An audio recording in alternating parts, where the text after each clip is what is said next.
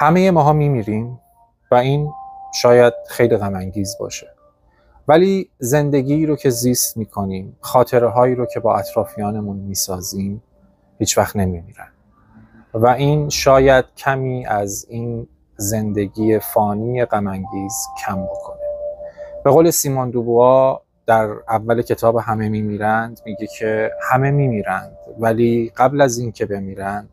زندگی میکنن. همه میمیرند داستان شخصیتیه که در سرش سودای ایجاد برابری و آزادی در روستای خودشون داره و به واسطه این در پی پیدا کردن اکسیر جاودانگی زندگی نامیرایی بهش بخشیده میشه که در طول این کتاب ما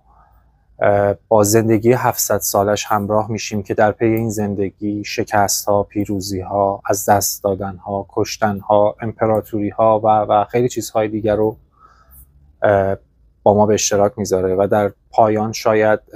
سوالی که بعد از خوندن این کتاب برای همه ما پیش بیاد اینه که